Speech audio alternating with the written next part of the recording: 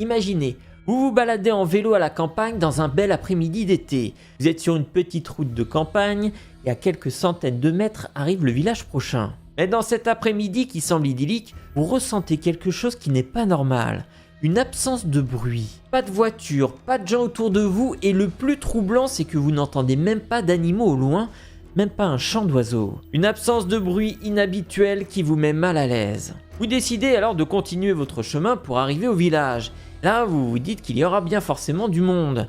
Et comme précédemment, pas de bruit, mais plutôt un silence inquiétant. Puis en avançant dans le village, vous tombez nez à nez en face d'un corps sans vie, accompagné d'un deuxième, puis d'un troisième, puis d'un quatrième, pour au final en découvrir des centaines. Alors, cette petite histoire que je viens de vous raconter vous paraît complètement folle et impossible.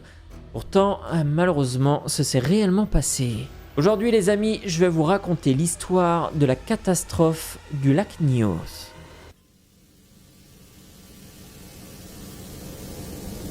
Nous sommes le 22 août 1986 au Cameroun. Et près du lac Nyos, en haut de la vallée la plus proche, une habitante se réveille. Mais ce matin-là, elle ressent comme une atmosphère lourde, pesante, et voit une légère brume grisâtre, comme s'il y avait eu le feu quelque part. Avec d'autres habitants, elle descend la vallée. Mais au fur et à mesure qu'il parcourt le chemin, il commence à découvrir un paysage chaotique de désolation. Les bœufs, les chiens, les oiseaux et même les insectes étaient morts. Et continuant leur chemin, ils vont commencer à voir des corps sans vie jalonnant le chemin. Des dizaines, puis ensuite des centaines vont être découverts en arrivant au village le plus proche. Une situation cauchemardesque mais pourtant bien réelle. Pourquoi? Qu'est-ce qui s'est passé? Comment des centaines de personnes et d'animaux ont-ils pu mourir en l'espace d'une nuit? Surtout qu'il y a quelque chose de très intriguant. Les corps n'ont ni coups ni blessures. Il n'y a aucune trace d'une attaque, pas de marque de balle ni explosion. Et ce qui va être encore plus curieux, c'est que cette désolation s'étend sur plusieurs kilomètres. Plusieurs kilomètres où la mort s'est abattue.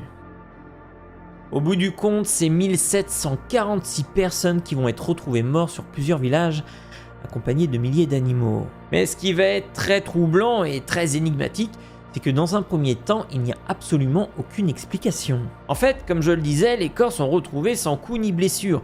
Il n'y a pas de trace d'une quelconque attaque. Et tout de même, après cette terrible nuit, il y a quand même quelques survivants qui parleront de bruit d'explosion au niveau du lac Nyos.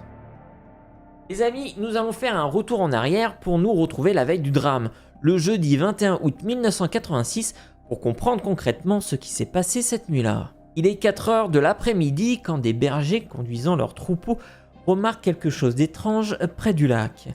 Des bruits bizarres comme une sorte de gargouillement sourd, ainsi qu'une légère émission de fumée. Le soir même, vers 20 h, des habitants d'un village situé plus au nord vont entendre deux énormes bruits très violents, ainsi qu'une légère secousse. Entre 21h30 et 22h, un nouveau léger tremblement se fait ressentir, accompagné de 2 ou 3 déflagrations et d'une forte odeur de poudre à canon.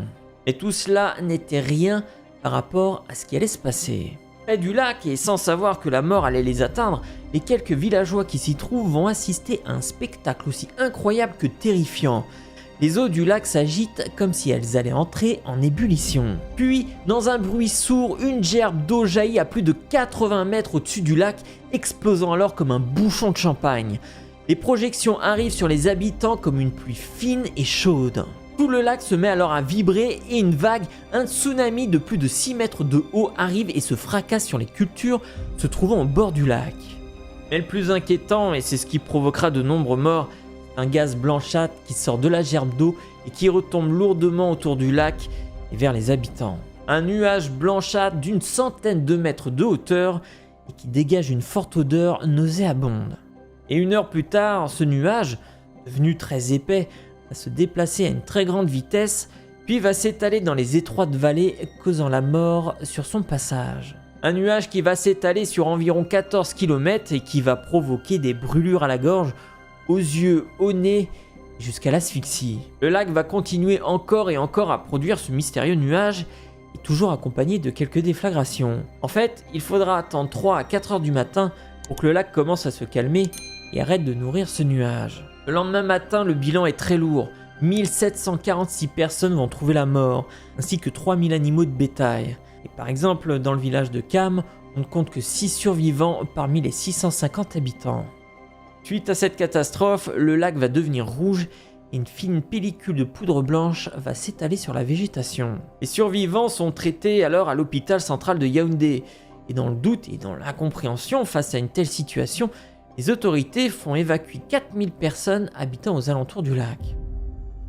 Mais une question se pose toujours, qu'est-ce qui s'est concrètement passé et qu'est-ce que c'était que ce nuage? Eh bien, si on peut penser à quelque chose de mystique, eh bien en réalité c'est surtout scientifique.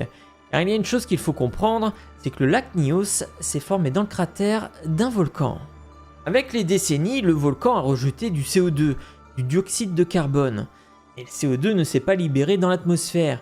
En réalité, il est resté piégé sous les eaux du lac en profondeur et s'accumulant alors en grande quantité. Et donc il n'a pas fallu grand chose.